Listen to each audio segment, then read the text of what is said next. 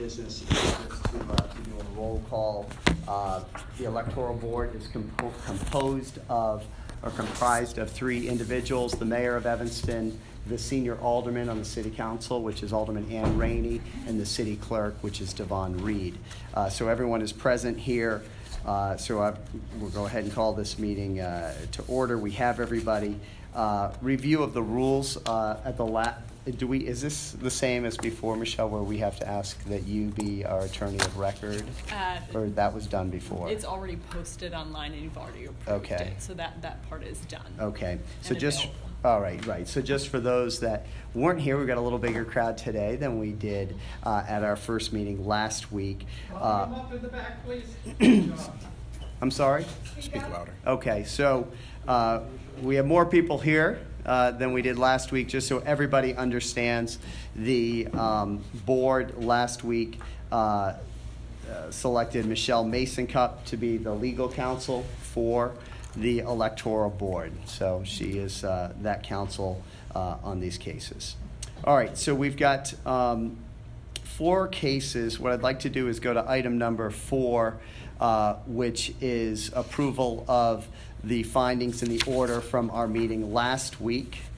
And this requires, it was voted on last week unanimously to reject the objection.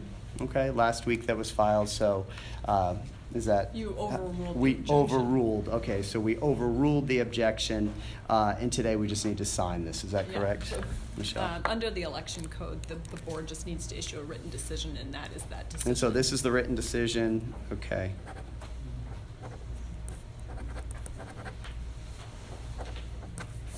And we will ensure that Mr. Harms and the objector get a copy. Okay, thank you. All right.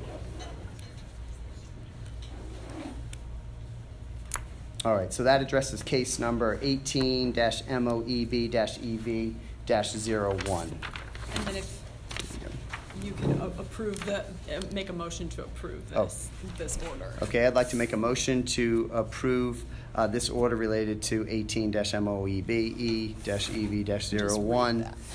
The board finds none of the objections relate to the respondent's original petition for the referendum question. Second. Okay, all in favor? Aye. Any opposed? No? Okay, this passes 3-0. Okay. All right. Next, we're going to move on to case number 18-MOEB-EV-02. This was, and Michelle, do you have a copy? I've got so many different paperworks here. Sure. This was,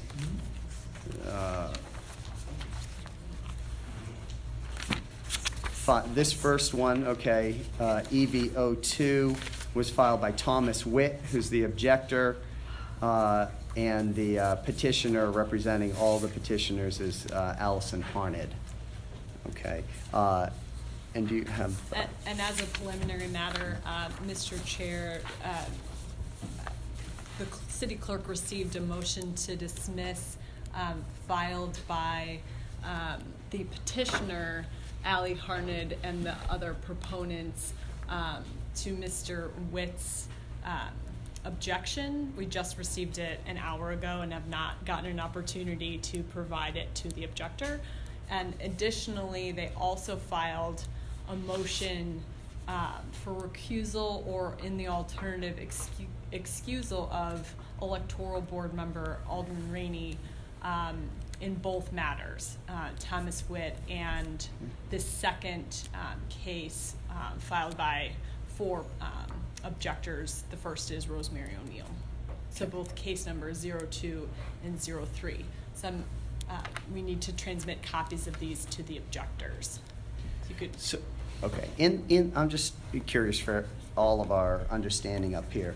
In the rules, Michelle, how do they lay out when you have motions to dismiss or motions of objection or whatever these different motions are called?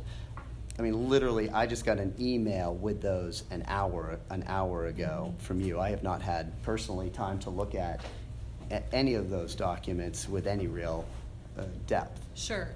With respect to the motion to dismiss, the board can take the motion to dismiss under advisement, or you can take argument on it. With respect to the motion for recusal, the board rules do not speak to this issue, and also the election code is silent on the matter. And so the board would have to review the motion and review the cases and statutes authority cited. Okay, okay.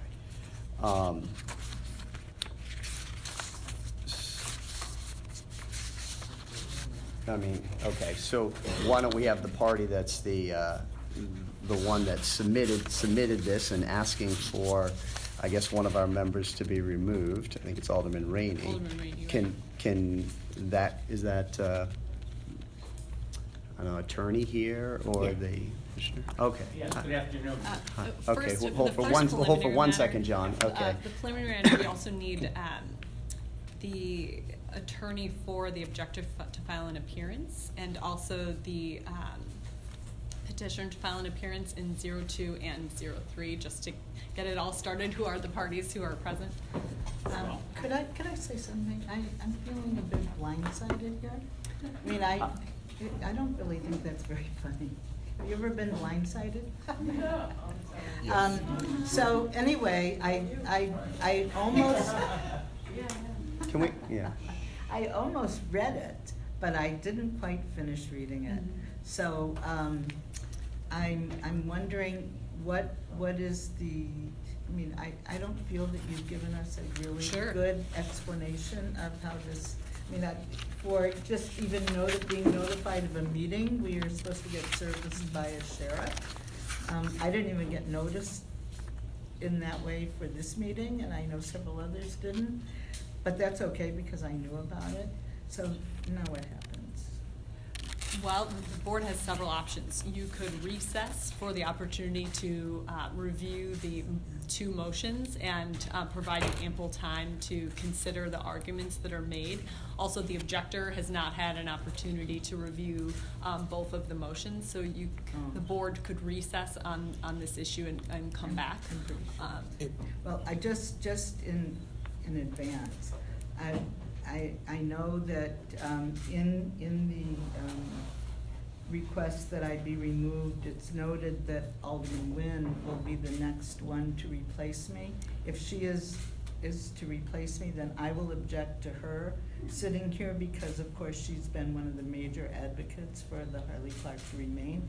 And if she is removed, then Alderman Fisk will be sitting here, and then you will object to Alderman Fisk sitting here because she is even more of an advocate than I am, and this is going to go on forever. So, it just seems that the effort to create chaos is becoming creating more of a circus than is necessary. If we could just move on and just deal with this issue, and it just seems to be becoming more and more unnecessarily complicated and chaotic. Thank you. So, May I respond? give us 1 second. I mean, so my thought is, because, we've got Mr. Walsh here, and I would prefer that they present what the objection is, and then we can, again, we still haven't had time to read this, but at least we can verbally hear that, and then have a discussion up here if we want to recess, then to go and read the actual document, or move forward in making a decision. The motion for the recusal. This is for the specifically. recusal. We have to do the recusal first. Yeah. Yep. Okay. Okay. Sure. So, okay. Well, I just want to give copies of both of these motions to the objectors. Could you raise your hands? Because I don't think you've gotten a copy of this. To be clear, Attorney Mason Cup, the objectors have nothing to do with the motion for recusal, correct? That is something that is between the petitioner and the board? Well, they certainly should have an opportunity to read it and and listen to and Right. read the argument Right. that's made. Absolutely. But no counter arguments will be made by the objector on this issue. Why not? Yeah, why not? Because this is between the board, and this is a motion for the recusal of a member of this board. It has nothing to do with the objector. But it could have to do with the objector. I mean, you don't know. I mean, look, the reality is there are different people on different sides of this issue dealing with Harley Clark. And to me, you know, the other side ought to be able to provide us with their But then thoughts they'd if be they have acting any. as almost You're like wrong. This is counsel to Alderman The Rainey. matter before us is being fair. That's what the matter is. And the argument is, because you're on one side or another, you can't be fair in dealing with these objections. And that is insulting to say that somebody served 30 years cannot be fair. And I'm insulted by your accusations. I have been on one side or another of thousands of issues, and I can be fair. How dare you say I can't be fair? How dare you? Okay. All right. So, So I think if they can present the motion yes, and then. they can present the motion, and then we can have a discussion whether we want to recess to actually read it or whatever we want to move, how we want to move forward. Fine. How you as the chair want to Fine. proceed. I'd like to hear what the Okay. objections are. Yeah. Now, can we have Mr. Walsh come up? Sure. All right, now we can. As you John. fill out the appearance. Yeah, should I fill out the appearance? Yes, please. Yes. Do you have copies for us of it?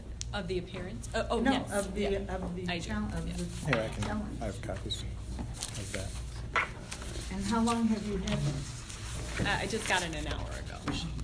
And Jean also was an hour ago, right? Yeah. Yep. I guess. I mean, I was in a meeting an hour ago, so I don't know. Well, right. I just flipped through it quickly.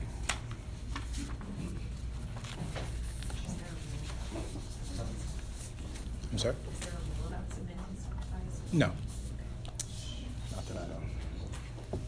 We certainly haven't had time to review it. Oh, right.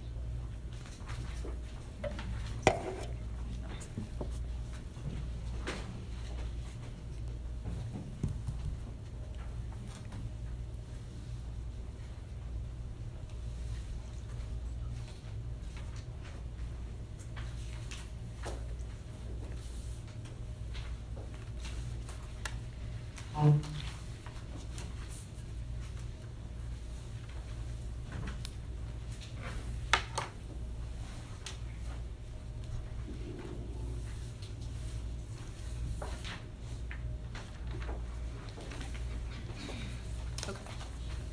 Okay, all right, so John, we'll give you,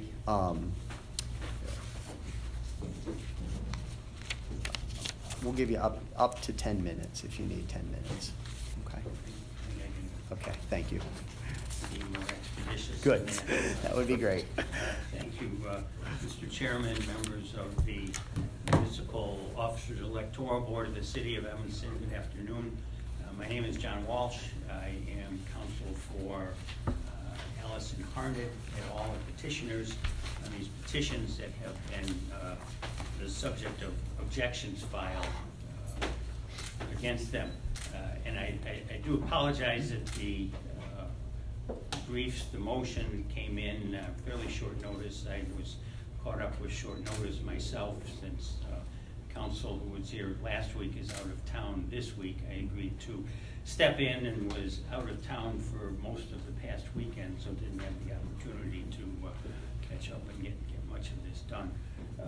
In any event, the purpose of the motion to ask Alderman Rainey to recuse herself from this board it arises from a well-respected issue and principle, not an issue, it's a well-respected principle in American law that due process is one of the most integral and underlying principles in American law. Part of due process holds that a party in any type of procedure, be it administrative, be it in a court of law, or otherwise, a party should be able to be judged or have his or her case judged by deciders, hearing officers, judges who are fair and impartial in terms of the issues that are brought before them. And let me say that we've not taken lightly the decision to file this motion. I know that Alderman Rainey for years has been an opponent of the Harley Clark building, going back years before the Art Center was there. Well, the Art Center was still there. She was an opponent of the lease and certain things that were going on there. That's not what the real issue is. I mean, people can take both sides of an issue and can oppose it and favor it and still be fair and impartial when they're in a position of judging an issue that comes up. What I think is probably the most troublesome thing that we found in researching this, and this comes as a result of a FOIA request that was made by individuals an individual in the community for emails of certain members of the council and other officials in the city of Evanston. And among the emails that came back in response to the FOIA request for Alderman Rainey's emails, the ones that were transmitted and received on her official City of Evanston email account, is one from June the 5th of this year, in which she writes to a resident of her ward and states candidly that she is out trying to help raise money for the Evanston Lake House and Dunes Group. And I can refer you, I'm sorry, yes, not Lake House, Evanston Lighthouse and Dunes, excuse me. I can refer you to Exhibit B to the motion. Alderman Rainey's email is down at the bottom of the page of June 5, 2018, to Mr. Lane Howard. And I'll refer you to the last paragraph of the email in which she states, quote, although they, referring to Evanston Lighthouse and Dunes, although they have sufficient funds to finance the effort, parents, things will definitely come up, close parents, they want to be able to say they have financial support from all wards. Currently, short 8th and 3rd ward. So I am out beating the bushes for a few small contributions. Can your family help with a small donation? We have 2 so far. Let me know. Thanks, Lane. And it closes at that point.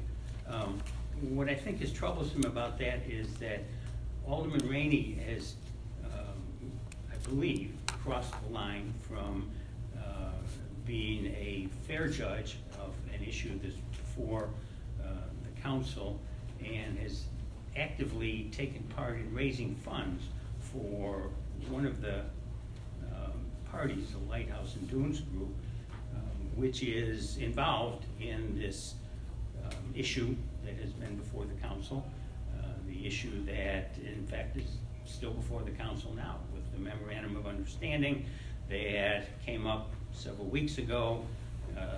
Council members requested and voted that certain changes be made in the language of the memorandum of understanding before it would be, before it could be approved.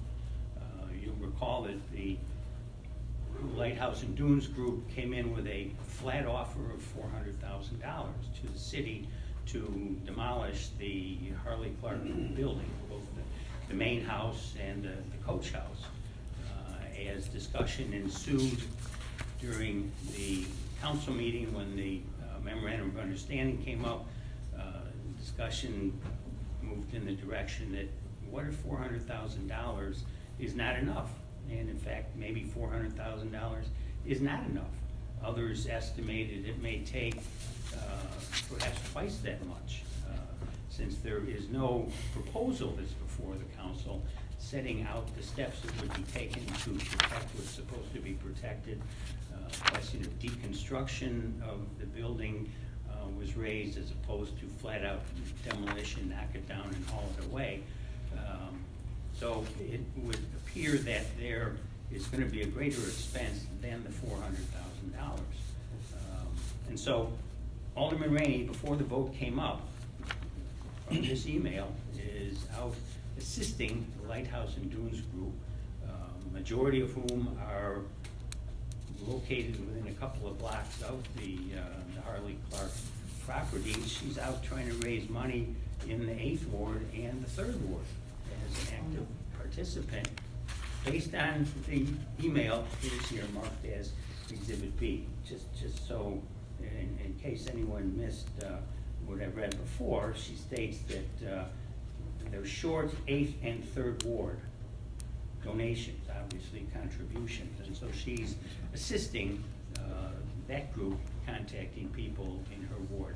I think that demonstrates that Alderman Rainey, with all due respect, and I appreciate her fervor, I appreciate her passion for this and other issues, but I think she has crossed the line and has put herself in a position where it will be very difficult for her to be a fair and impartial judge or hearing officer in this matter. There are other arguments presented, other emails that are set forth here. I'll just briefly touch base on one other issue that I think comes up in the Rosemary O'Neill objection. One of the objectors who has signed that objection is a Matt Rogers. I don't know Matt Rogers, but I see from public record, public filings with the Illinois State Board of Elections that he was the chairperson of Alderman Rainey's campaign for re-election last year, beginning 2016, continuing into 2017. He was obviously successful as she was re-elected and prevailed in that election. But he's also, in addition to being the campaign chairman, he was a paid employee / consultant, or perhaps not an employee, but a paid consultant for her campaign, according again to State Board of Elections records showing that at least for the 2nd quarter of 2017, he received $1,000 from the campaign. He also, on his own curriculum vitae, mentions that he's a volunteer, or he was a volunteer for Alderman Rainey's re-election campaign, and that among the things that he did in that position was to advise her, presumably political advice, campaign strategy, things of that nature. And I submit for this board that in light of the position that he was in, and in light of the relationship that she had with him as a candidate and as a campaign manager, that puts her in a difficult position to be fair and impartial with regard to the Rosemary O'Neill objection. I don't say that it is something that on its face will cause her to be disqualified. I think it raises a troublesome question.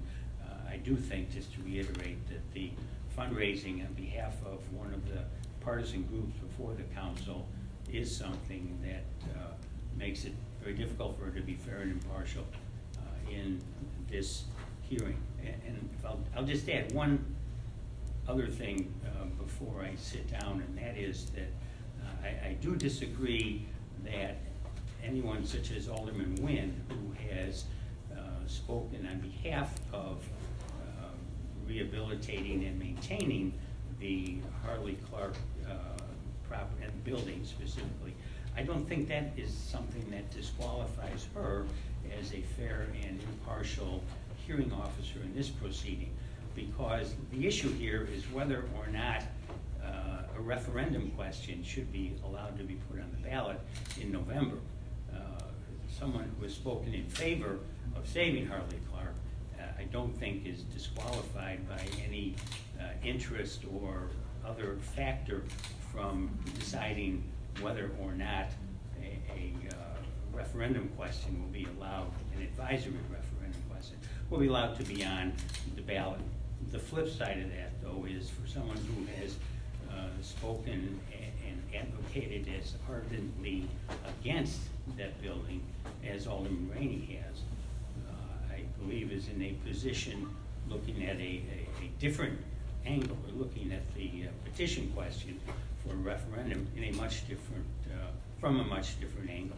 If the referendum, if the objection were to be sustained and the objection does not appear on the, or I'm sorry, the referendum question does not appear on the November ballot, that robs the citizens, frankly, of the opportunity to speak to their government, the city council. So I don't think we're on an equal plane in those regards with regard to the two, Alderman Rainey and Alderman White.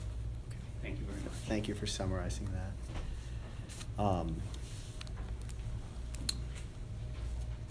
Mr. Chair, I do Yeah. think you should give an opportunity to both objectors to respond. Yeah. If they seek to do it in writing, that is their prerogative, Mhm. because they haven't been able to, but they can provide a verbal argument if they want to. But I Okay. do think that the board should hear from them as well. Okay. So the objectors, I know one is over there, Mr. Witt, I think. Do you have a preference for having some time to read this and either give a oral rebuttal or to this or point of view that you may have, or if you prefer a written response to this? Are you asking specifically about the motion for recusal? Yes. Only that one? Only this motion right here, yes, for recusal. I have no response. Okay, all right, thank you. Yes, I'll go ahead and make an oral response at this point. I don't want to hold things up by Yeah. taking recess for written, but Thank you. I'm certainly happy to provide an oral response. sure. Okay. David White, one of the objectors. It seems one of the points in the request for recusal is that Alderman Rainey has been supportive of the Lake Cardoons group attempts to renaturalize the area. I don't think that's a legitimate basis for recusal because conversely, I believe that there are other aldermen who've been very active in supporting the previous proposal from the group that was attempting to restore a mansion. So I don't think the fact that an alderman indicates a position on a community issue is in any way disqualifying. I don't think it in any way impacts their ability to rule favorably upon questions, objections to the wording and referendum questions that are brought before. With regard to Mr. Rogers, I don't think that Mr. Rogers' association with Alderman Rainey's campaign in any way disqualifies his right to register objection, and I think it goes back to I don't see any impropriety that somebody who has been supportive of Alderman Rainey is also concurrently supportive of something that she is also supportive of in the community. So I would speak against recusal. I do not see any inherent conflict of interest. Thank you. Thank you. Okay. I'm going to open it up to the board then to have a conversation about this. Alderman Rainey, I'll give you if you. I would like to say something. Yes. I'm trying to read my computer. First of all, let me just say something that I don't need the computer for. Were you surprised that I support, what I did at the last meeting and what I signed today certainly flies in the face of your comments that I cannot be fair. I signed, along with my two colleagues here, a statement saying that I rejected the objection of the first objector to this referendum. Okay? So I felt that that objection did not warrant a positive vote. I read it, and it just did not meet the standard for a positive vote. I just didn't feel it had all the qualities. I didn't interrupt you. I understand. No. Thank you. I didn't interrupt. Now, on the case of Wynn versus Rainey on Harley Clark, I was as vociferous a supporter of saving Harley Clark when it came to the Chewani project. I fought tooth and nail to save Harley Clark. That would be a shining star in the lakefront today if my wishes had been met. It would be, 500 employees would be there. We would have, multiple, I'm gonna start laughing whenever I disagree with you. Could the clerk make his employees please be more responsible, and really they're causing a little disruption there. I don't know why this always happens when one of us is speaking. It's just really insulting. Clerk Reed, could you do something? I would just- Please continue. I don't believe those are Wait. employees of the clerk. No, well, the clerks and interns are Oh. right behind you, they are, you don't know. Anyway, so, I tried to save Harley Clark, I did. My objection to saving Harley Clark is for not-for-profits who are not able to sustain the building. We know that can't happen, and I'm tired of working on that project. So, anyway, on the matter here, let me just bring up my computer here. On the matter of Matt Rogers, he worked tirelessly on my campaign. We almost lost, but he did work tirelessly, and it had nothing to do with him. It had to do with my not putting out 100%. But we said that if there was any money left over in my campaign chest, he would get it. And there happened to be close to $1,000, and we gave it to him. He was out of a job, that's why he could work on my campaign, so we gave him $1,000. It wasn't like he was making $1,000 a week or anything. If you will continue to FOIA my emails, you will find that when it came time to signing on to this objection, I said, my advice is don't do it. So, don't do it. But he didn't listen because he was adamant about supporting not objecting to the referendum. I said, don't do it. It doesn't do you any good. It doesn't make any sense. It doesn't make any sense.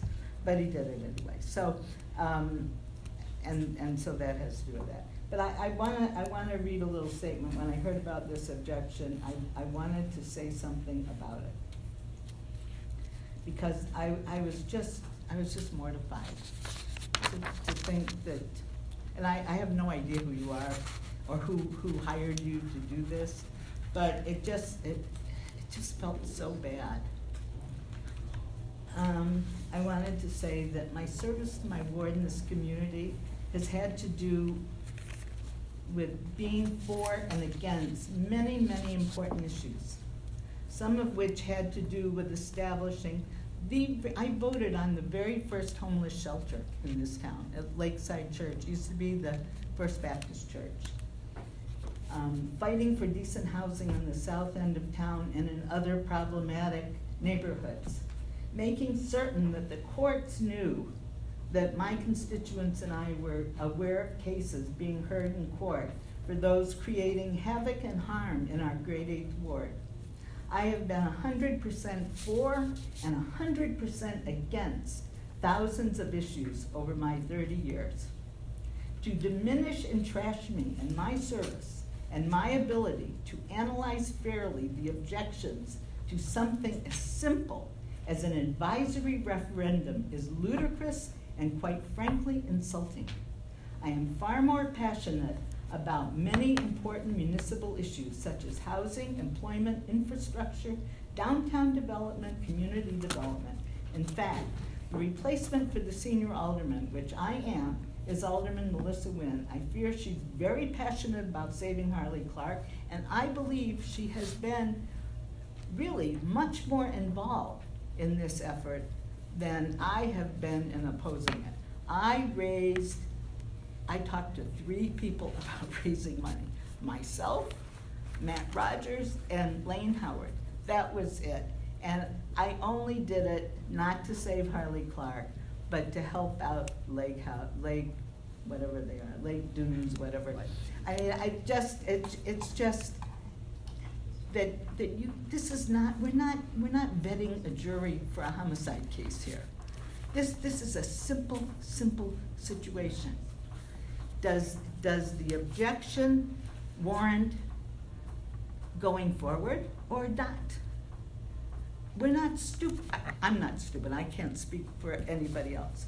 But I can read an objection. I can read it. I'm just saying, hey, given what's going on here, all I can do is read the objection and say whether or not I think it's a valid objection. The first objection was not valid. I want to hear the arguments for the second and third one. But I plead with this committee to reject this objection to my sitting here. Okay, thank you, Ann. Yeah. You have any thoughts or comments, or we can just? No, make a I do motion? have a few questions. Mr. Walsh, you an attorney. Well, first I'll ask our counsel. This board is to operate similar to a normal court proceeding, correct?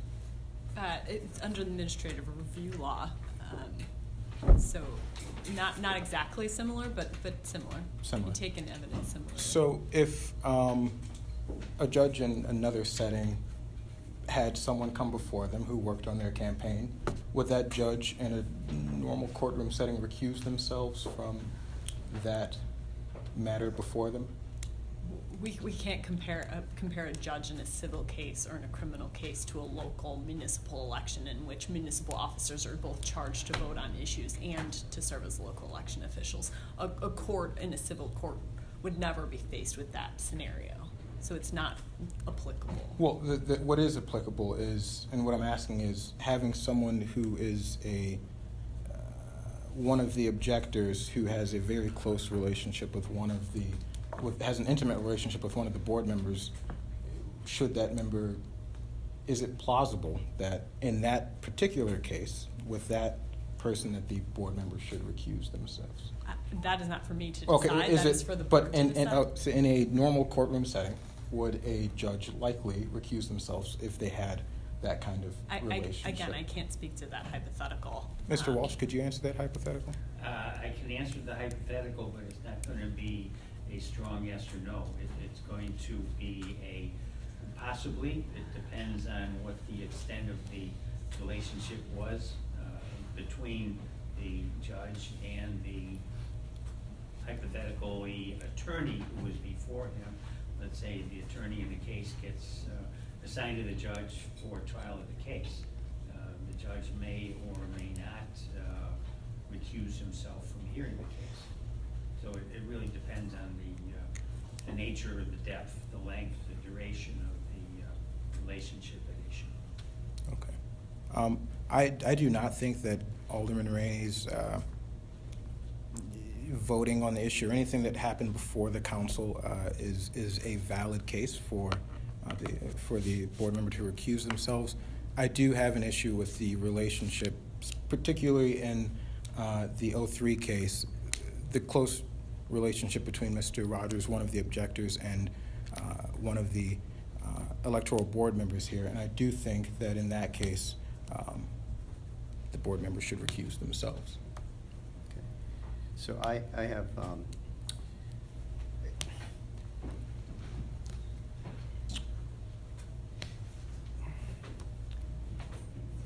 I'm going to say we're a city because we are, Evanston's 75,000 people. It's a thriving place, vibrant place. But we're also a place where lots of people know one another, and lots of people work for one another at different times, and all of that. So I'm concerned with that kind of potential precedent that in the past there's been a financial relationship between somebody, and then a year or 2 years later, they on their own say, hey, I want to object to something. So I mean, my question, Alderman Rainey, If I may but let me finish my question.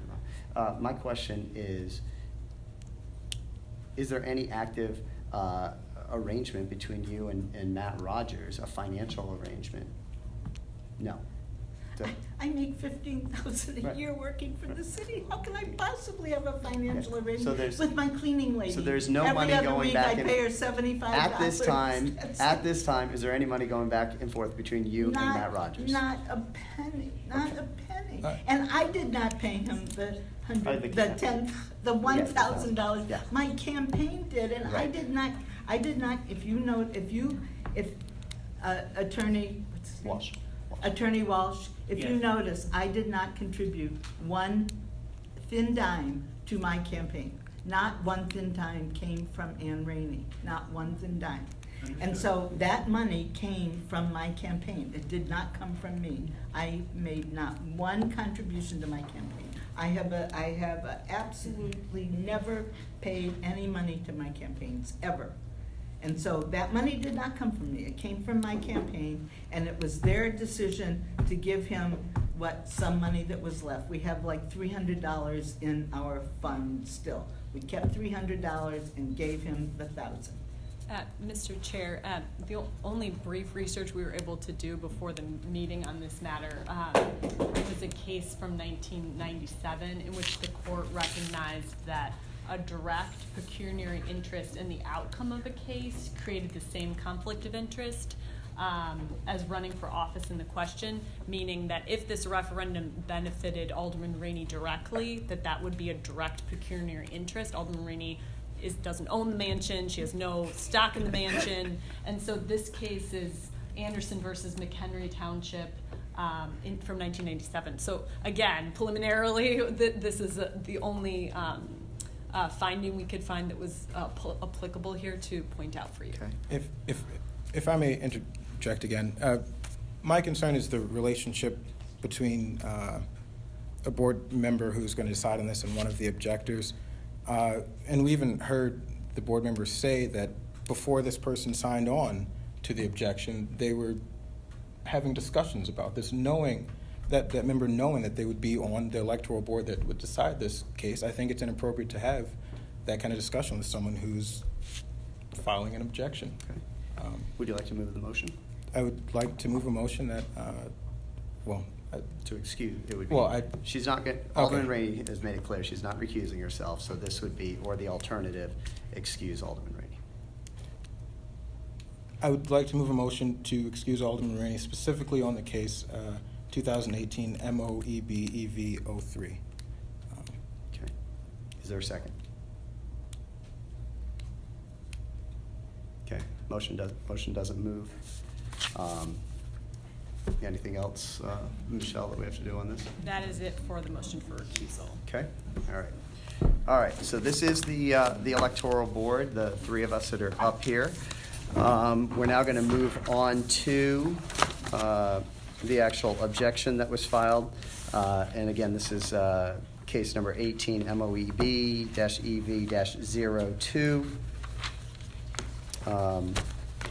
And the objector, do we need to have the forms filled out again on this one too? We're just going to move certain exhibits into the record. Okay. This is the one with Thomas Witt as the objector, correct? Okay. Correct. Okay. All right, so Mr. Witt, if you would like to come up, and I'll give you up to 10 minutes if you need it to just present your objection to the board. Okay. Sorry, for purposes of the record, the first exhibit will be the call. The second exhibit will be the agenda. The third exhibit will be the rules of the board. The fourth exhibit is the original petition. the fifth exhibit is the objection filed by Thomas Witt, and that is it, 1 through 5. Okay. Thank you. Okay. And just so everybody here understands the process, Michelle, so Tom Witt will, present his objection Correct. to the board. He's allotted 10 minutes. The petitioner will then have up to 10 minutes for rebuttal? No, he gets 10 minutes. You can reserve time for rebuttal. So He can reserve time for rebuttal, but then does With the petitioner 10 minutes as well. gets 10 minutes as well? And then he Okay. gets time for rebuttal if you want to And reserve then that if you time. want rebuttal. Do you want time for a rebuttal within that 10 minutes? Sure. Maybe he Okay. wants to How stay. much time would you like? 2 minutes or 5 minutes. 5 minutes? Okay. All right. All right, well, welcome. Thank you. For the absence of doubt, I'm appearing pro se. Yes. Thank you all for serving on the electoral board in addition to all the other responsibilities you have. Unfortunately, the petition makes a mockery of the advisory referendum process. It does this in 2 ways. First, the specific object it seeks has already been extensively debated and acted upon decisively by the city council after countless hours of public input. During all of the prior discussions regarding Harley Clark, no preservation proposal ever got to the point where it was considered viable enough to be endorsed by the council. The petition therefore amounts to nothing more than an attempt to use the referendum process as a means of pressuring the city council to reconsider that which it has already considered and rejected. In our system, if voters are unhappy with their elected representatives, their proper recourse is at the ballot box, not a do-over via an advisory referendum. Second, even if it's considered lawful to put before the voters something which their elected representatives have already decided upon, the proposed referendum is materially misleading on its face and will leave voters in the dark about what it is they're being asked to vote on. As a corollary, I might add that it will also leave the members of the council in the dark about what it is that their constituents meant by voting for or against the referendum. For one thing, as I've noted, the referendum omits to disclose that all prior preservation proposals have fallen short, and therefore, that what it now seeks is illusory. Moreover, it omits to state that in order to accomplish what it seeks, the council would have to be prepared to make an indefinite commitment to the preservation of the status quo in the hope that someday an acceptable proposal might emerge. And because there is no possible time frame associated with preserving the status quo, the qualification as set forth in the petition that this should be done at minimal or no cost to the city is itself confusing at best and meaningless at worst. And just by way of summing up, I'd like to add that as a 40-year resident of Evanston, it seems really unfortunate to me and a sad commentary on where we are as a community that the petitioner is so dissatisfied with the democratic process as it is played out in Evanston, with all the opportunities that have been afforded to citizens to have their opinions in Harley Clark heard, that she basically wants yet another shot at the council, and in order to achieve that goal, is willing to impose on all of us the confusion and diversion of resources that will naturally follow if this referendum is allowed on the ballot. Thank you. Thank you. You want me to stay up here? Why don't you stay up there, and then John, if you want to come up and you can make a presentation. Sure. So, okay. Thank you. Mr. Wick did not respond to the motion to dismiss. Perhaps he hasn't seen it yet. I think that is the first issue that has to be addressed because his objection does not comply with the requirements of the statute of the election code. So Okay, the so board give us can, one second. the board can receive the motion to dismiss, but still take argument. It's the board's decision, So we can. under the rules. All right, because he hasn't, Mr. Witt hasn't seen the motion to dismiss, because again, this is Correct. one of the motions that just came in that we received up here, or at least we got at 3 o'clock today, or 2 o'clock today. Correct. So, yeah, so I think ultimately what that means is we're gonna wanna have time to read that. Mr. Witt's gonna wanna have time, I would think, to read it, unless we decide up here that we've. If I can, I Heard think it. we can, on this issue, if Mr. Witt needs time to read the motion to dismiss, I would say that we recess this case for 30 minutes to 45 minutes, allow him to read it, move on with the next case, and then continue from there. And then restart that case when Mr. Witt has an opportunity. I to read have it. an extra copy. I don't think we should delay this unnecessarily delay it any further, as we are on a I strict think we should deadline. ask Mr. Witt what his I- preference is. I agree. Not knowing what's in the motion. Yeah. Yeah, yeah. To that. So why don't we? It's called blindsiding. Can we And the have, just like we did on the last one, can we have Mr. Walsh present to this board? So at least we have an oral presentation of what this motion to dismiss is, and Mr. Witt can hear that as well. We could still, recess after that, if Mr. Witt would like, or the board would like, Sure. on that. Yeah. Okay, so let's go ahead. Why don't you present the motion Okay, to very dismiss? well, thank you. Again, on behalf of Allison Harned et al., petitioners for the referendum at issue, the statute, the election code in Illinois requires that if an objection is filed to either a nominating petition of a candidate or Do we have a copy of that to motion to a dismiss? referendum question that has been proposed.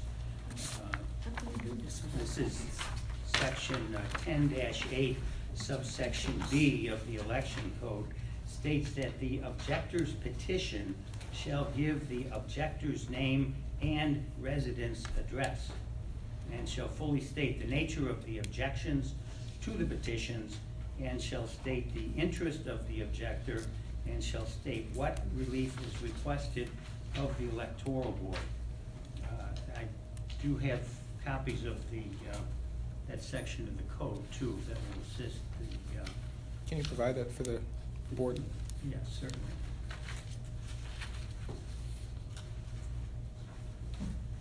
Well, let me proceed with the argument. Oh, here we go.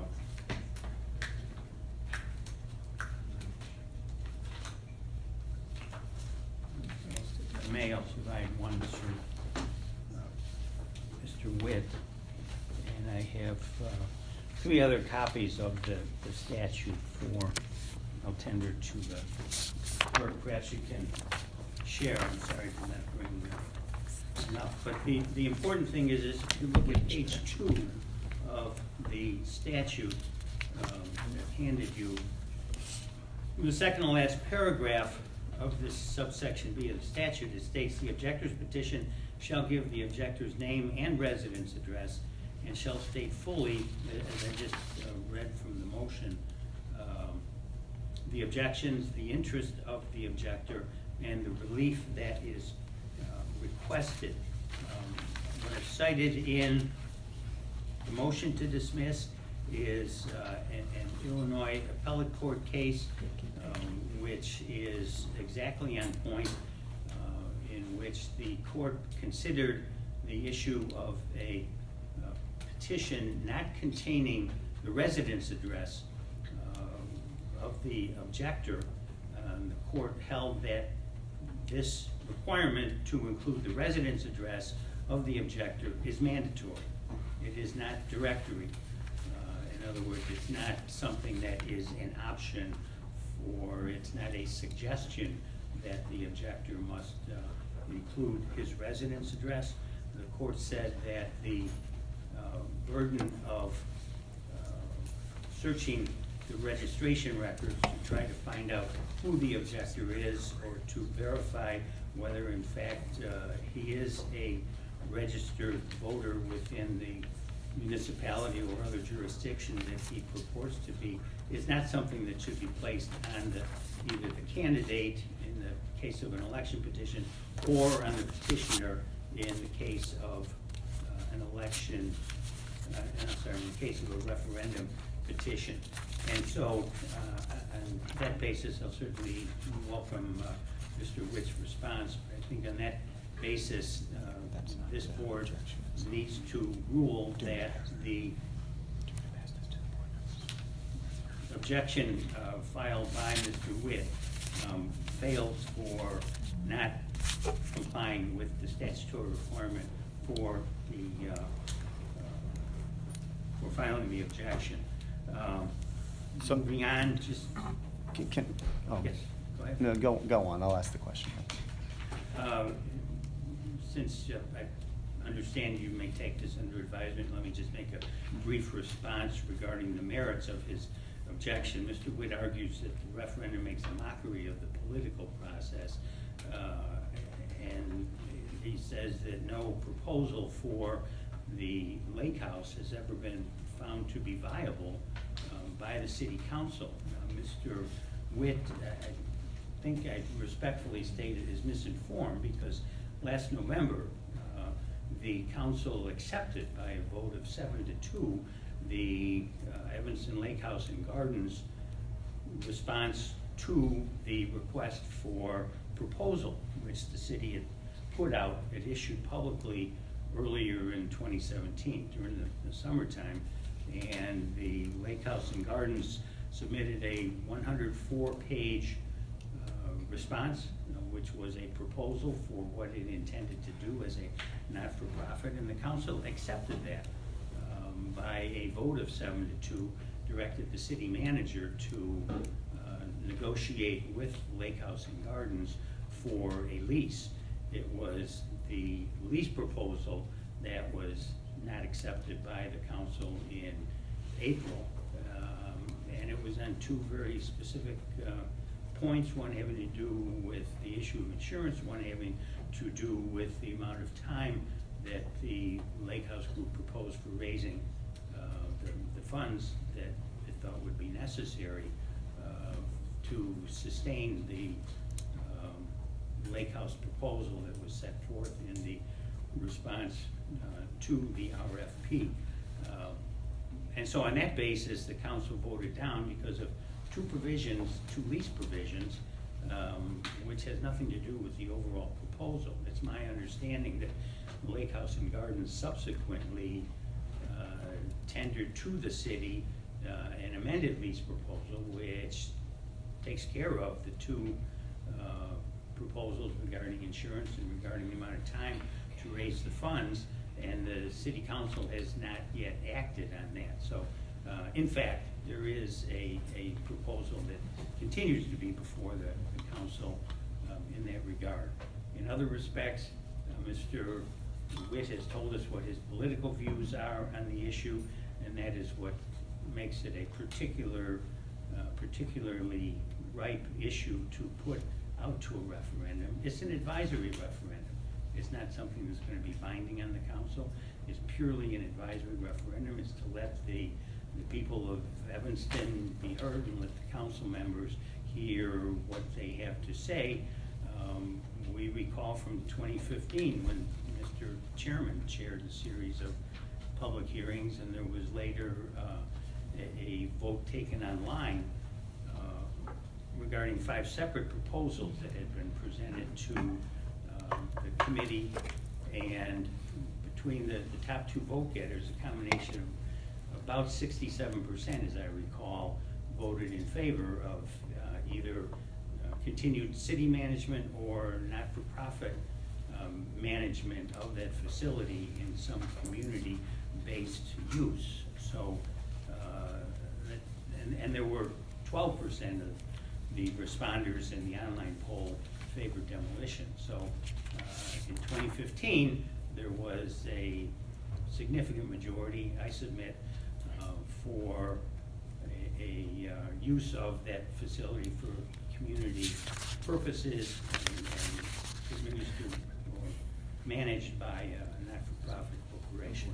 That makes this particularly right for Okay. referendum Okay. All right, thank- opinion and let the people be heard. Thank you. So I just want to make sure I'm clear. So because I'm looking at subsection B, section 10.8, that you're citing for basically the technical objection. And I just want to make sure I'm clear. So the objector, because I'm looking at it right here, obviously his name is on it. It does not have his residence on this. So you're saying technically, it doesn't have it. Is that? And it Well, I doesn't think ask it's for more one. than technical, it's substantive. Okay. If Okay. you look Mhm. at the appellate court opinion. And I believe the clerk received a receipt of a So- cover page. So no, we issue a receipt to folks when they submit these kinds of documents to the office. So that receipt, we did take his address on so we could serve him with the sheriff. But I think what I am reading here from the motion to dismiss is that the objection itself did not, and that is where the address, according to the court cases and what I'm reading here, is where it should appear, and the address did not appear on the objection. Do you have a copy of the receipt in your files? I do have a copy of the I receipt. think that should be entered as. So while they're looking for that, so Mr. Walsh, it then says, state fully the nature of the objections to the, That's the document reference. all right, so the receipt of public advisory question that you filled this out, Mr. Ray. Well, to be clear, he did not submit that to the office. This was something issued to him from the office. Did But I you filled it fill out. that out, though? I did. So the receipt does not count as the objection. The objection is the document that we have before us that was notarized. Okay. Are we trying to get rid of this, or are we trying to see if we can approve this? So I'd like to, do you have a response? Eduardo Gomez accepted this. Is our Eduardo here? He is in the building. In the back. Oh, he is there. Did you see him fill this out? Yes. You work for the clerk? Are you Yeah, the yeah, deputy? he's the You're the deputy clerk, okay. That's good enough for me. Okay. So if this has, can I see that for a second? Yeah. All right. So if this has his name and his address. To be clear, it says the objector's petition. Right, and this is the petition, correct, Michelle? Correct. I mean, that we're looking I at was just it. giving you all the documents that we have. All right.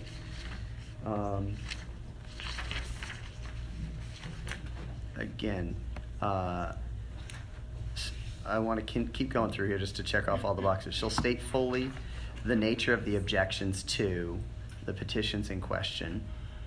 Are you objecting to that, or are you saying, I mean, he did fill this out, he stated just as he did today, objections. Now, you could say, hey, they were political, they weren't, substantive or technical. Well, I'm focusing first of all on the absence of the residence address, because that is a statutory requirement, and under the law in Illinois, when the statute specifically states requirements that must be complied with, the statute must be followed.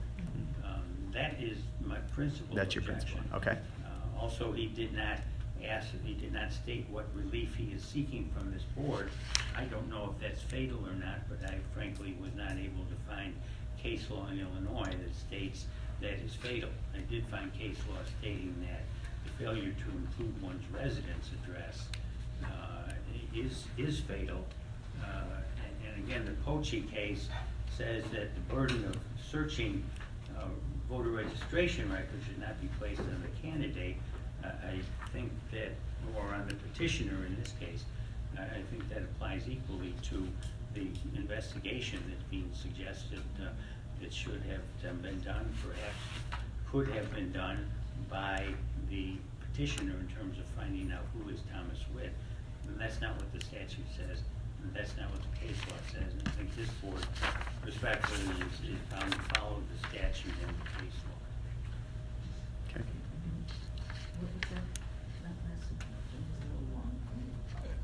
That he's not saying what his. He's not stating relief, yeah. He's not saying the written. Objection to petition to submit public question to a referendum. Isn't that the relief? He doesn't want this referendum submitted to a public question. That's not my principal objection, with all due Mhm. respect. But that is one. Your principal's the address. Yes. Got it, got it. But the address is on the form. And Yeah, one but of it's, the right, things- but one it's of not on the petition, is what Okay, they're claiming. but it was in addition to the petition, right? I mean, the clerk's office filled that out, or had handed it to him to fill out, right?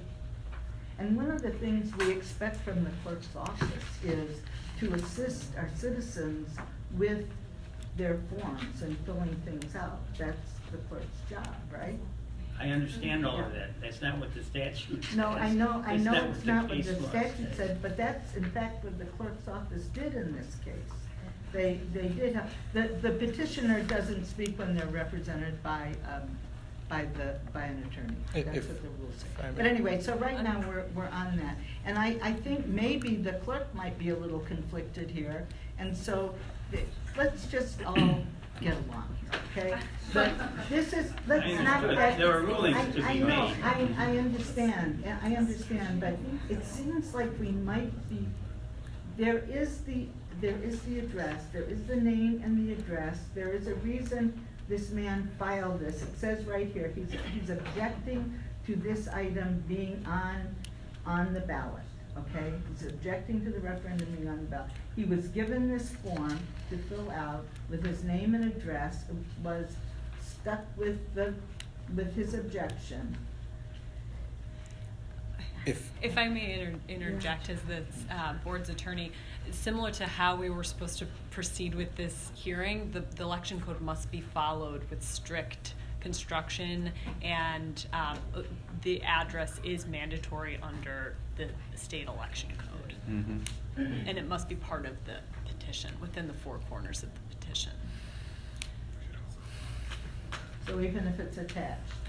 And just for the record, the additional documents have been marked as exhibits. The first is the motion for recusal has been marked as Exhibit 6. The motion to dismiss has been marked as Exhibit 7. And the receipt that the clerk's office had them fill out has been marked as Exhibit 8. Mr., did you have a response? Well, let me take the second one first, even though counsel has said that's not his principal objection. I do think it's absurd to say that the electoral board cannot discern what relief I want from something that's called an objection to the advisory referendum. As for not including my address, I'd argue that I've substantially complied with the statute. As the mayor has said, we're a town of 75,000 people. It's not that hard to find people. It's certainly not hard to find me. And if that's the best shot that the advocates of the Lake House have, then Yeah, fine. if I may reply, that's not our best shot. So that is a requirement, a mandatory substantive requirement of the statute, which the petition at issue is not complying. I would like to, in expediency, I do think, I'll make a motion to accept or grant the motion to dismiss based on the fact that Mr. Witt failed to clearly list his address within the four corners of the objection petition and to failure to state relief. I really appreciate, that you're someone who is involved in writing this and taking the time out. I think this is a great case to make to the public as to why folks should vote against or for or wherever you stand on this issue. But as far as it being a legal objection to remove this from the ballot, I would make a motion to grant the motion to dismiss. Is there a second?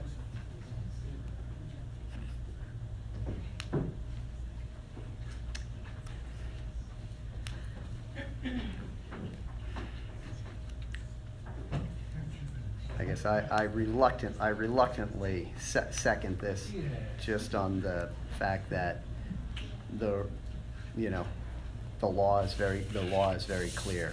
I also think there's a spirit to this, which is that, you know, it just seems like a lousy technicality, because that form, again, was filled out by Mr. Witt with his information signed by him. We all know who it is filing it, but now this board will not, will not hear it. You know, so I second the motion to dismiss. And if I Can may we have a make, discussion now? if You can- I may make I clear. would like to Wait, speak. yeah. Go ahead. I would like to say that if the clerk's office knew of this rule, the clerk's office had every obligation to encourage the objector to put his address on this form. And I would encourage the clerk's office, if the clerk's office didn't know, to begin a training on how to fill out all sorts of forms, and to advise people who come in. Because I have Facebook pictures of the clerk's office accepting petitions and things, and having long conversations with people about how wonderful it is that they're engaged in political activity.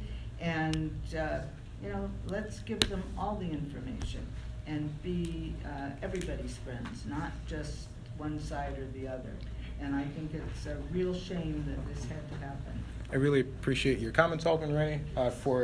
If legal counsel can answer, as the local election official, would it be an inappropriate response for me to look at an objection that was received by my office and then give that person legal counsel as to? No, it's a form. If I You may, had him- Alderman you had him Rennie? fill out that Alderman form. Rennie, if I may?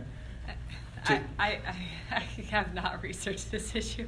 Well, I think it's very clear that it would be wholly inappropriate for me to look at an objection that is received by my office and then give legal advice as to how to. So my responsibility as the clerk is to make sure, the only statutory responsibility is that when someone files an objection, we cannot accept it unless they filed an original and 2 copies. That is our statutory requirement. We are not the lawyers for Mr. Witt or anyone else, and I apologize if you didn't. We did tell folks to reach out to election attorneys. That's what we told folks to do. And I think the If board that can advice- take notice, yeah. Clerk Reed, that you are not an attorney. I think that, so I filled out an order based on the board's ruling. So did you formally vote? We have I not believe you formally have not. voted. We open it for discussion. We Yes. open it for discussion. Is there any further discussion? All right, all in favor of the motion to dismiss? Aye. Aye. No, I'm so upset about this Okay. stuff. Okay. All right, 2-1. So I Yeah. filled out the electoral board findings and order. Present before the board was the petitioner, the respondent, and respondent's counsel. The order now reads, this matter coming before the City of Evanston Electoral Board, the Electoral Board having jurisdiction and being fully advised on the premises. The motion to dismiss is granted. Please sign.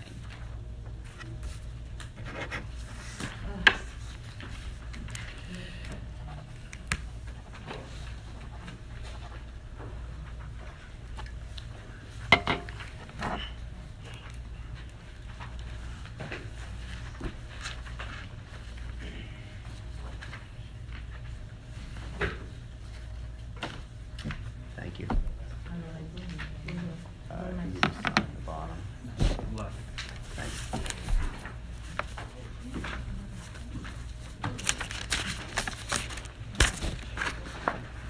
Here you go, Michelle. Thank you. It'll be marked as a good at 9. Mr. Chair, we're supposed to get minutes of these meetings. Good question. Do we get minutes of these meetings? The clerk is to take minutes. Oh, But we made there is a recording. There isn't a responsibility to the clerk. I mean, we are happy to do that, but there isn't some statutory responsibility. that we There take isn't minutes. in the rules of procedure. It says here. But- Okay. All right. But can we do are that. said that we could recording hire- this. We are This is recording, all we are fully recording recorded. this, and we can get the minutes. Okay. Okay, so for the next All right, case. so we're now moving on to case number EV03. Okay, and Michelle, I don't know if I have this one in front of me. So there, the 4 objectors that are listed, Rosemary O'Neill, Matt Rogers, Paula Twilling, and David I'm gonna butcher your name. Like, Okay. They are the objectors listed.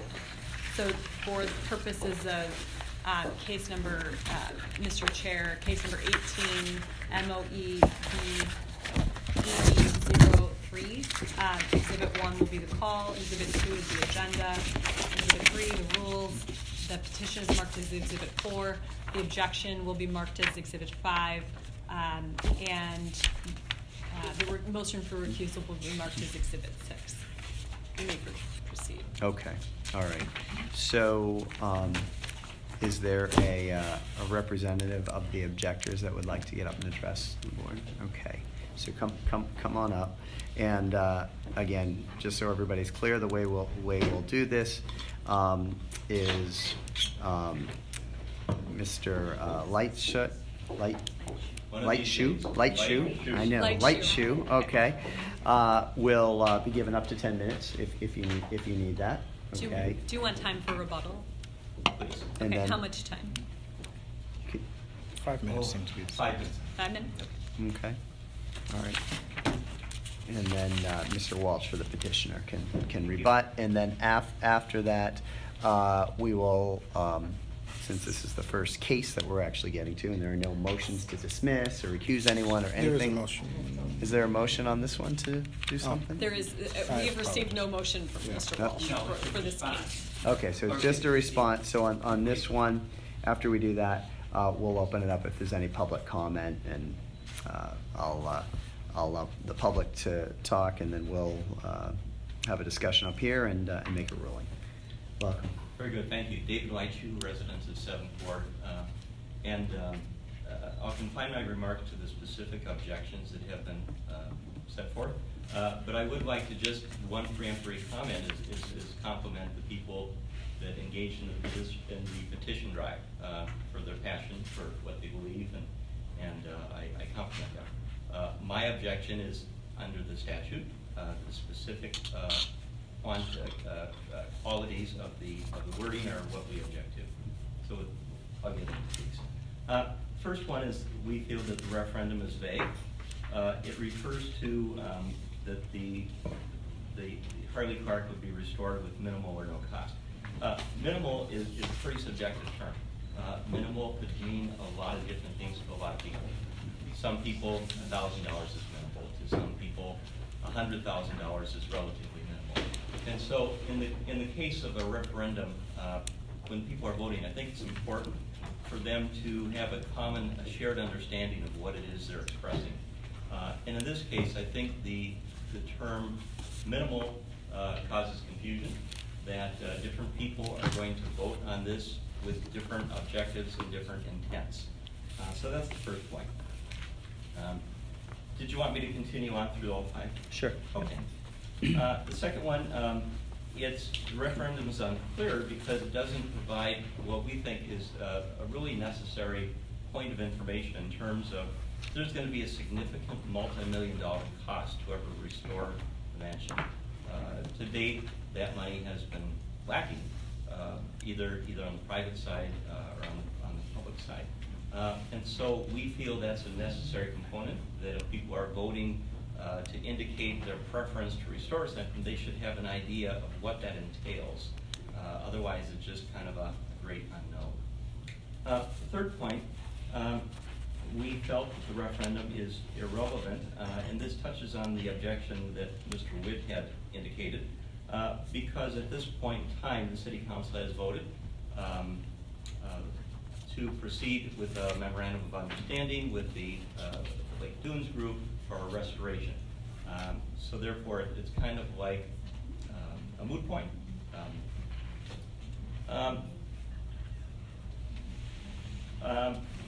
The next point is the referendum is misleading because it cites the Evanston Lakefront Master Plan without noting that the plan basically references control of Harley Clark by the Art Center. There's quite a bit of reference to it in the Lakefront Master Plan. They talk about taking the coach house and maybe putting a coffee shop there so that other artists could come and exchange their views and things. And so that's the context for the reference to the buildings. Finally, the referendum we feel is a bit misleading because it doesn't identify the the substantial benefits in the current proposal for restoration of the site that are very much aligned with the lakefront master plan. The master plan states in the elements, the master plan for Lighthouse Beach proposes improvements focused primarily on making the existing park space more usable, easier to maintain, while expanding habitat plantings, improving visibility, and enhancing security. And that's what the current proposal for restoration of the site would accomplish. So that's kind of in a nutshell the basis of our objections. I just want to point out that we looked at the language that was appropriate for registering objections, and it said that should be, if the wording is vague, if it's unclear, irrelevant, or misleading. And we feel that we can raise material points in each of those cases with the present wording of the referendum question. That's a good question. Great, thank you. You can stay up there if you want as well. Am I able to ask a question? What's that? No, the clerk has a question. Yeah, you can go ahead and ask a question. Do you have, there isn't case law cited in this, so do you have anything that you said you looked up reasons to object against the petition. Do you have any case law or anything specifically in the code that you can point to? Well, I'm not an attorney, I work for a living. Okay. No, we're responding in the letter and spirit of the statutory language for registering objection. We aren't filing a legal brief. We're simply responding as laid out in that statute. Okay, thank you. Okay. All right, thank you. All right, Mr. Walsh. Thank you. Michelle, you keeping track of time? Oh, sure. Okay, thank you. Mr. Chairman, members of the board, Mr. Lightshoe. The response that we filed to Mr. Lightshoe, to the objection headed by Rosemary O'Neill tracks very similarly the response that was filed to Mr. Harm's objection last week. The arguments that have been presented by Mr. Lightshoe are very similar, that the quality of the wording is vague. That's something that is up to the voters to discern, and I'm sure if this board overrules the objection of Rosemary O'Neill and the three co-objectors, that in the next, we have 2.5 months before the election in November, that both Mr. Lightshoe's group and Allison Harner's group will be busy circulating information among the voters of the city of Evanston, both pro and con, on the referendum question. So we know that already to date there has been ample media coverage, both in the press, on television, and I don't think that the average voter in the city of Evanston is uninformed as to what the issues are. When Mr. Lightshoe comments that the referendum question is irrelevant, that's not an objection that is based factually. That is really a political argument that's being made, which is all the more reason for this question of the referendum to be allowed to go forward. Let the people speak and let the members of the city council and the individual aldermen see what the results are in their respective wards. Mr. Lightshoe also says that the memorandum of understanding has been entered into. I think, with all due respect, he's jumping the gun a little bit.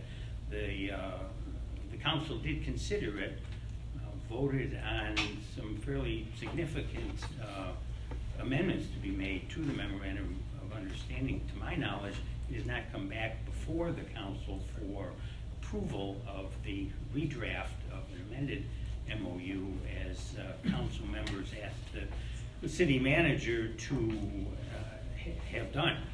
And even if it were, then there is still the Preservation Commission proceeding that must be gone through. There is a demolition permit that must be applied for.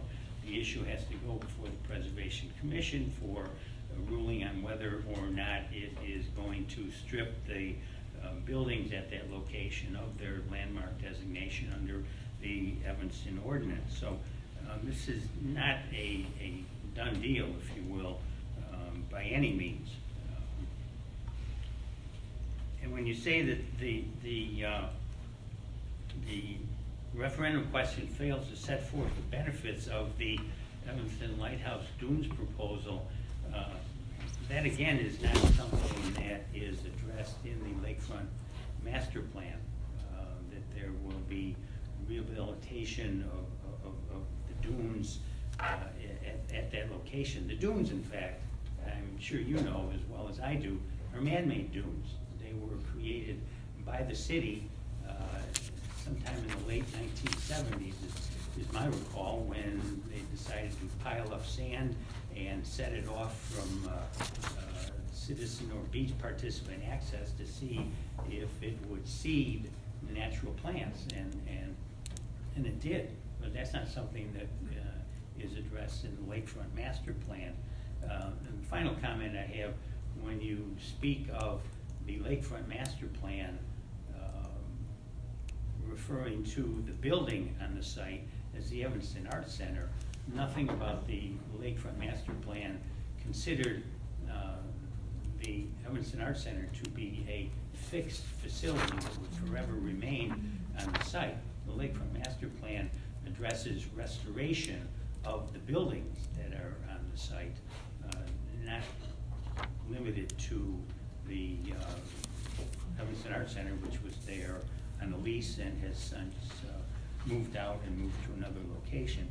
So in closing, let me just say that I think the issues here parallel very closely those that were raised in Mr. Harm's objection, which this board considered last week.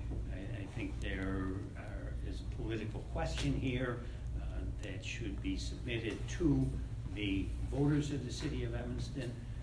It is not something that should be decided by 3 members of this board. Let the people speak. Thank you very much. Thank you, Mr. Walsh.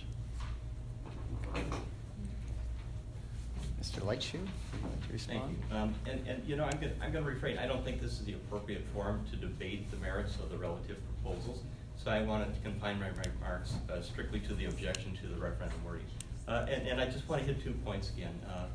One is vague. Mr. Walsh said that he compliments the Evanston residents and says that we're a pretty well-informed group, and said that it's up for the voters to discern what minimal means. I'm not sure how even a very intelligent and informed group can discern what minimal means, because it has no objective quantification. So I just think that that's all over the board. And the second thing, in terms of misleading, I think the way the referendum question is worded, and it's worded to elicit a very favorable response. But it's presented so that I think many people would read this and see this as a viable proposal, something like, oh, if I vote for this, this is something that's going to happen, we're going to do this.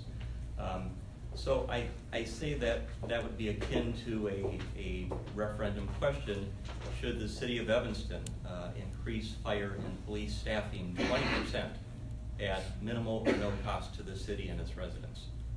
I dare say that would elicit a very favorable response.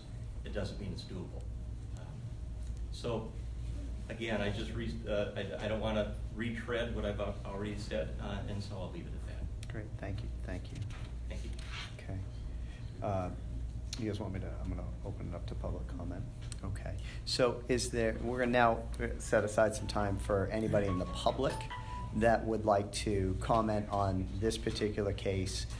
If you could raise your hand if you want to, because I just want to get a sense of the number.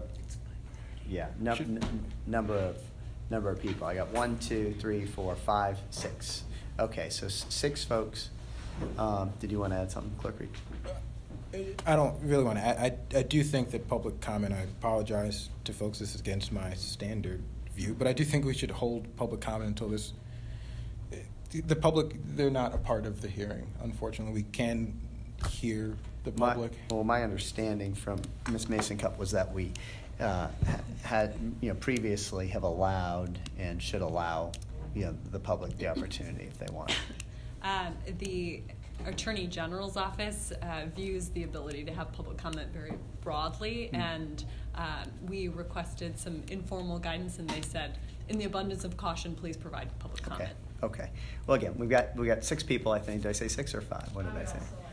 Okay, 6, 7. Oh boy, it's a number. The hands are going up. Okay, so why don't I ask you to do this? If you could keep your comments to so we can get through this to 2 minutes or less, that would be great.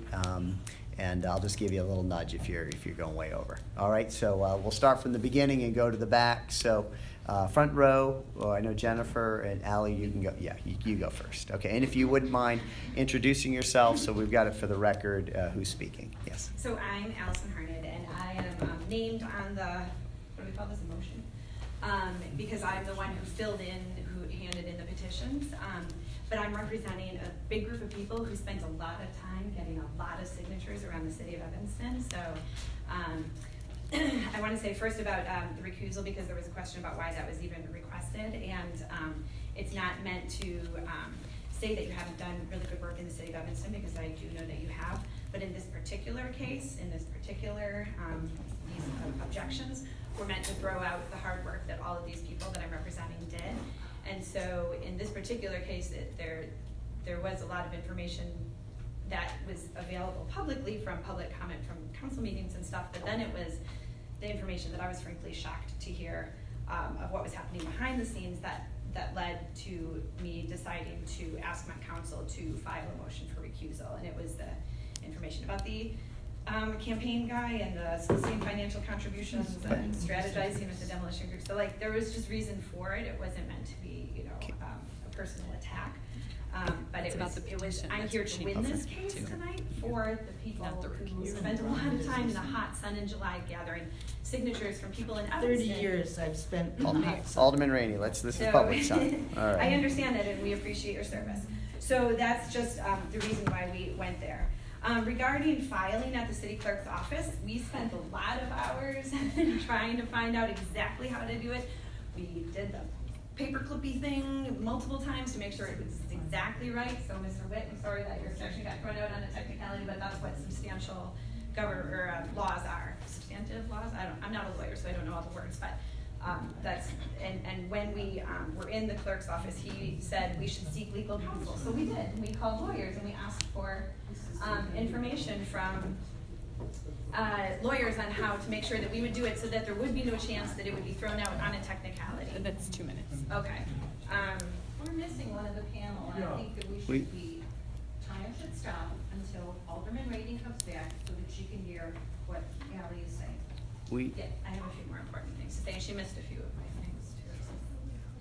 But we still have quorum. And You people still have do, quorum. I don't know where Alderman Rainey went for. Oh. Okay, she's here. She's able to hear the comments and everything else. Doors closed. Okay. She's right. She is right there. Okay. Let's please try to get through this public comment. Okay.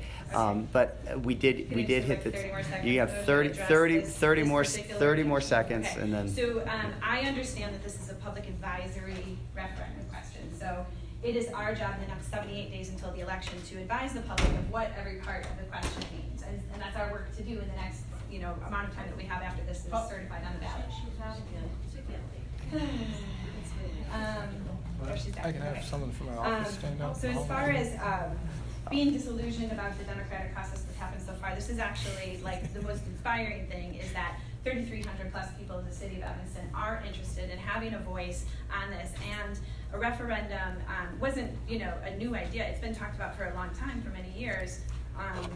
And I think even in the time that you really do the thing, the Citizens Council. Mr. Chair, this is way over. Okay. All Okay, right. sorry. So anyway, referendum's not a new idea. It's a public advisory referendum. Let the people have a voice. Thank you. Okay, thank you, Ali. All right, Jennifer, you're next in the front row, okay. Jennifer Shader, 47-year resident of the 7th Ward, a couple blocks from Harley Clark. I just want to speak to the Art Center comment. Art Center, Sigma Chi property, and Harley Clark have all been synonymous in this city since 1962 when it was first brought up that we would buy the beach from Sigma Chi. So I just want to speak to that objection. The idea of a referendum has been spoken to since Mayor Haggerty spoke to it in 2015, so this is not a new thing. I want to remind the Electoral Board that wording in a referendum really is not your job to decide whether or not it's vague. Really your job is to decide whether or not we have procedurally submitted the referendum correctly. I will also tell you that the clerk's office is wonderful at accepting things. It's not their job to tell us whether or not we've submitted it correctly. We did spend hours binding and rebinding and ensuring that we did it correctly and to the letter of the statute. So I am sorry that your petition was dismissed or not. But I will tell you that we spent hours making sure that everything was correct. In terms of vagueness, again, not the Electoral Board's job to decide that. And I will also say that the 3,318 people that signed to have the referendum put on the ballot didn't think it was vague at all, or they wouldn't have signed.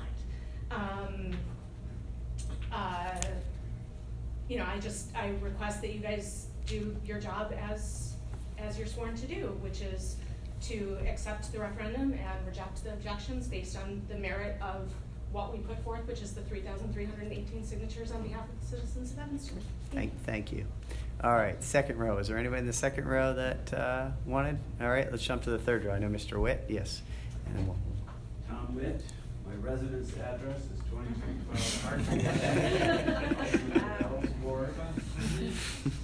I would just like to make the point that there is substantial overlap between my objection and the third objection, insofar as I agree that the referendum language is so fatally defective in the way it discloses and describes what it's seeking that it will be impossible for anybody to know exactly what it is they're voting on. And perhaps more to the point, since this is supposed to be advisory, it will be impossible for the members of the council to know what it is the voters have voted on.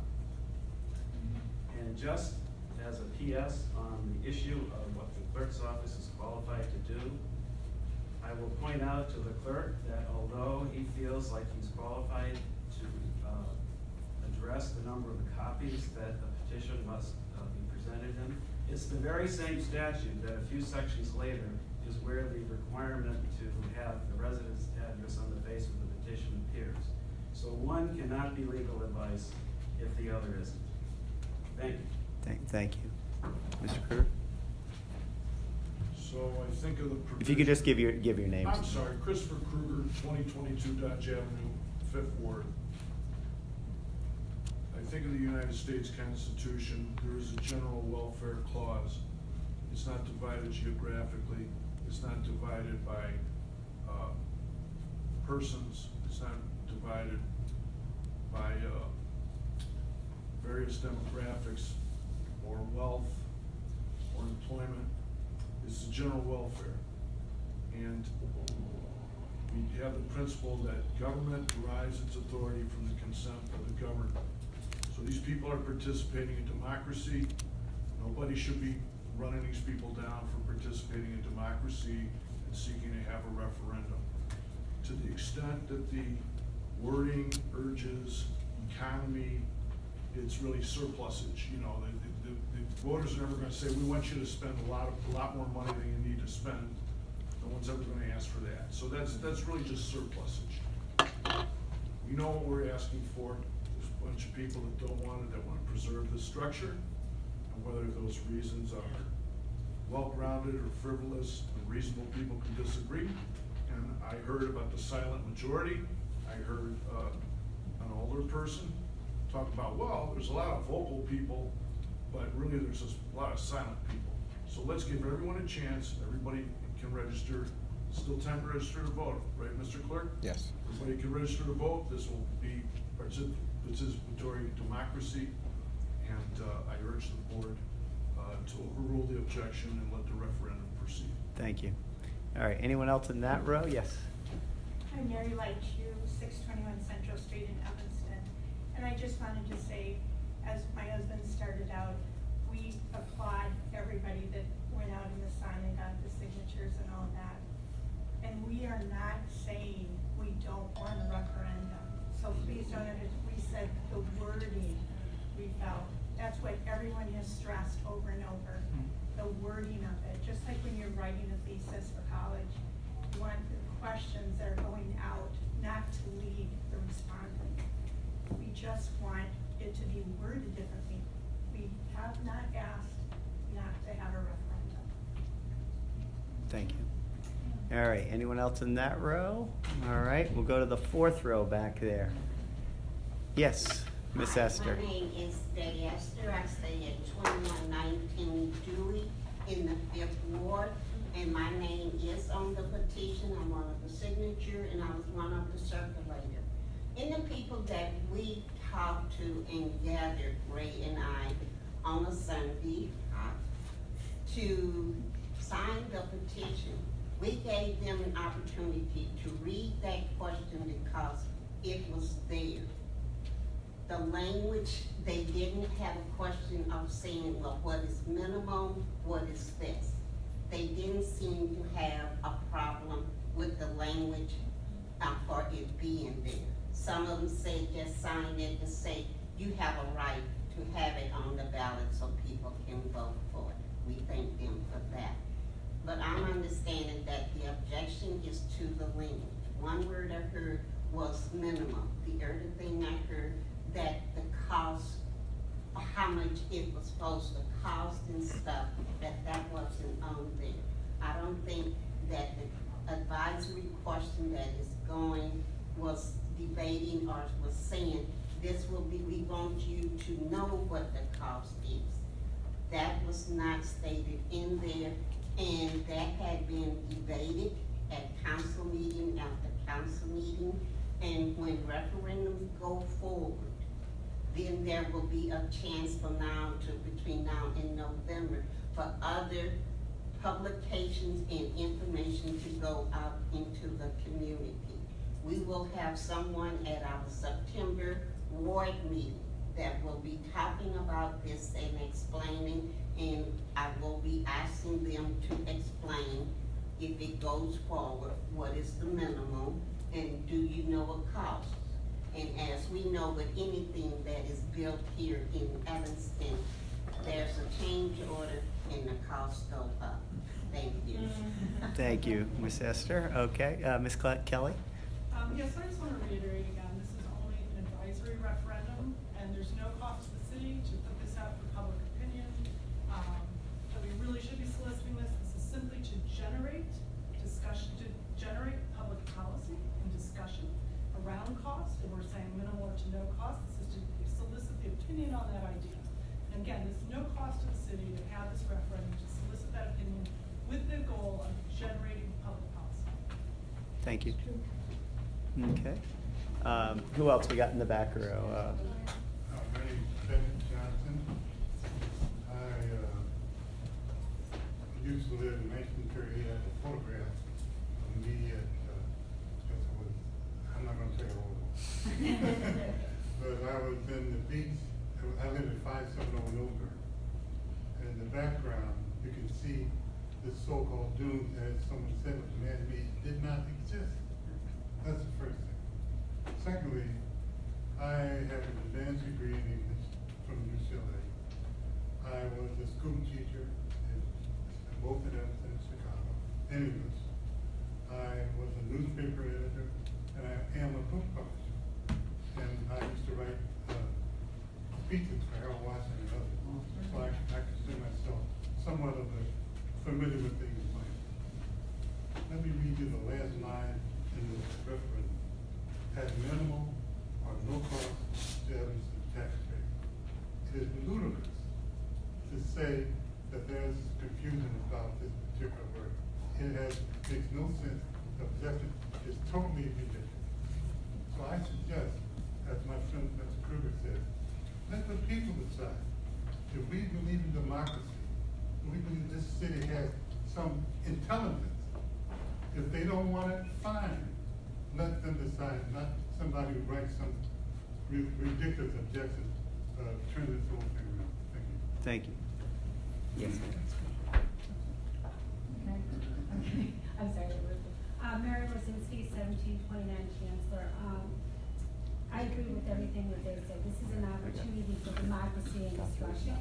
I will say that I was one of the circulators, and there were people who signed it who are not in favor of doing it. They'll be voting no on it. But they signed the petition because they want also to have an opportunity to have a voice in this discussion. And I think that's important to know.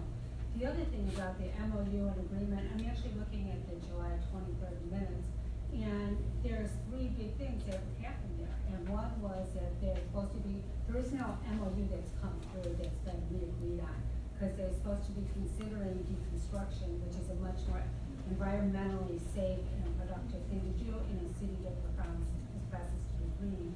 Second, there is the amendment that was approved and voted on by the council is that the Dunes Group will assume all costs with whatever. I don't think the Dunes Group has signed on to that. I don't know, maybe they have. I can't find a copy of it. And so I think that we need to not let that come into it, because that too is very good. We have no numbers from them. We don't know what deconstruction is. We don't know what demolition costs would be. And all those numbers that came through with the Dunes Group proposal, as nice of a thought that is, it is a half-baked idea at this point, and should probably, if they really want to work together with us, let's have it be a backup and have a discussion going forward. Thank you. All right, thank you. All right, Ms. Guthrie, and then one more, and then we've got to have the board talk. Emily Guthrie, 1003 Dawson. We put a referendum on the ballot in 2007 about this building, and I would suggest you take a look at the language, because it said, shall the city remain and rehabilitate. That's all it said. No mention of cost, nothing else. Very vague, if you consider that vague. And it was an 85% approval vote saying yes, stay. And I think that's what the objectors are concerned about, frankly, is that there's going to be this overwhelming support for the city leaving a landmark that is mentioned in the National Register, leaving it intact. We've got a building, a theater on Broadway, is it, that has been vacant for 35 years. And Jam Productions is about to put $75 million into it. So the idea of holding Harley Clark for something better than whatever has been proposed so far, I don't see the disadvantage to that. Great, thank you. All right, last speaker. No, I'm gonna speak too. I did raise my hand at the beginning. Okay, we got to make it. I've got some folks up here that need to get out, so I just want to make sure. Do you want to do it, Laurie, or are you going to pass? You just said she was the last speaker. You got to stay here. Okay, I just want to say there's nothing in the election code that grants this board, which is a creature of statute, the authority to dissect the substance of an advisory referendum on public policy. Chicago Board of Elections manual gives as an example, should Chicago become a nuclear-free zone. Also in California, there was an advisory referendum, should an officer on his beat be able to use a ventriloquist dummy. The $15,000 that this group, that the Dunes group offered, the Save Harley Clark group offered to save the building makes it at no cost. The city's own numbers were $660,000, not millions as Mr. Lightshoe said. So that would be minimal cost. So it doesn't really matter. Wording doesn't matter. The language doesn't matter. That is not what this board is even able to do. It's a simple yes or no question, which it is. If you need the statute, so long as the question can generally be understood with a yes or no, which these petitioners said, I think that it gets on the ballot. And if you need a case law, it's Hugasian versus RTA, Chicago Bar Association, White 36, appellate 3D965, if you'd like, Ms. Mason. Thank you. Thank you. All right, Also, if I might just also add, in terms of hostility and bias, when Alderman Rainey spoke to me at the back of the room here, she addressed me and said, fuck you. And it was heard by many people in the vicinity. So I think that shows bias as well. last speaker. I'm Madeline Gellis, 1035 Hull Terrace. People keep bringing up the cost of renovation. I've been inside the building and it is in deplorable condition. Who allowed that to happen? The landlord, which was the city of Evanston? Was it done when it was a frat house? Was it done when it was, it was like bad people moved in and didn't respect the building. That's the bad news. The good news is, no one's restoring this to a fine mansion. It's going to be classrooms and open spaces, and some spaces, like let's say the foyer, hopefully will be restored at a different level. But no one is trying to restore this. I was on part of the team that came in second for the governor's mansion. All the top teams were all qualified. You're not restoring it to that level. I also wanted to say that at a time when we are experiencing global climate change and water is more important than ever, we're trying to get a group who actually will focus on the water. We're saying, well, they won't be able to raise money. They can't raise money because no one is supporting them with the lease. It's like, well, give us money, but, well, they kind of, sort of, they keep stopping and starting us. Great, thank you, thank you. Okay, that's going to conclude public comment. I'm going to open it up for, we got a motion? Alderman Rainey, yes. I got a motion that we reject the last objection. Is there a second to the motion? I'll second so we can have a discussion. Okay? I just want to say one thing. Yeah. I just want to warn the proposers of the petition that years ago, maybe before some of you were born, we had a petition to ask Northwestern to pay taxes. It was such an it had more passion than your petition. And it passed so overwhelmingly. It was an advisory referendum. And it fell like a giant boulder to the bottom of the sea. And it was very depressing because even though aldermen saw what overwhelming response it had, people just ignored it. And that was a different situation than here. In this case, we have a legitimate public policy statement by the council that we have made a motion, we have a memorandum of understanding before the two bodies. We've directed the city manager to negotiate with this group to pay for all the expenses, including the amendment, the extra $100,000, which makes it $500,000. And that's being signed, I understand, probably today, if not today, tomorrow. And the bids are going out for demolition. So this is a little different situation.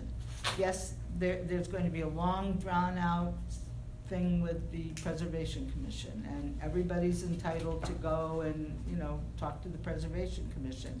And the likelihood of the Preservation Commission wanting to demolish Harley Clark is about zero. So that opportunity is there for you to also advocate. But it was very depressing when there was an overwhelming vote in support of that advisory referendum. But there was nothing in terms of public policy before the council or having been passed by the council to support Northwestern paying anything or giving any gifts or anything. And so it was very depressing and demoralizing when that happened. So advisory referendum, on the one hand, are good for education, but sometimes it doesn't always lead to that. Terrific. Clerk Reed, any comments, any discussion? I do, my only comment is that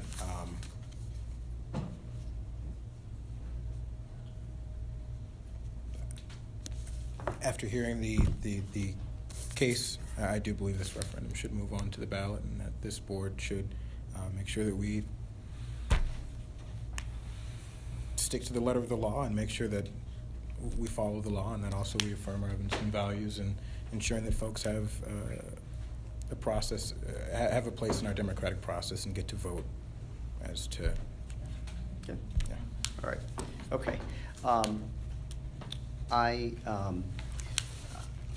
feel similarly that this should go forward. I do think that there, points the objectioner brought up about, well, what is minimal cost? I mean, I think people, you could ask everybody in this room and somebody could say a different amount. That's true. I'm not sure, for those that want to see the referendum pass, I'm not sure that's helpful, because some people might say, oh, well, I think minimal, that's something, and I don't want to put anything towards it. So who knows? I know this is an issue that this community has struggled with for a long, long time. And my sense of the community is that people would like to see the mansion saved. It's all been about how do you save the mansion. I'm not sure this referendum answers that question per se, but I think it should move forward. So we had a motion and a second, so seeing no further discussion, all in favor? Aye. Of this motion moving forward, of the referendum moving forward, how do I word this, Michelle? So the objector's petition is not sustained, it's overruled? Okay, so all in favor of that? Aye. Motion? Aye. Okay, so 3-0.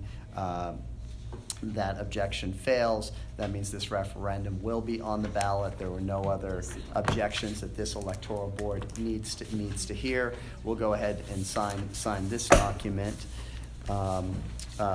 Ms. Mason-Cup, is there anything else that, as a board, we need to discuss before we We adjourn? have no other matters before the board. There's no future meetings, so you can adjourn. Okay. Motion to adjourn. Okay, second, all in favor? Aye. Aye. All right, this meeting's adjourned. Thank you, everybody, for coming.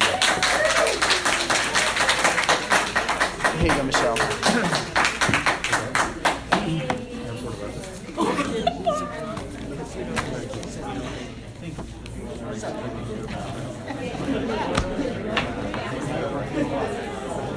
Okay, wait a second. Oh, yes, let's go have a beer.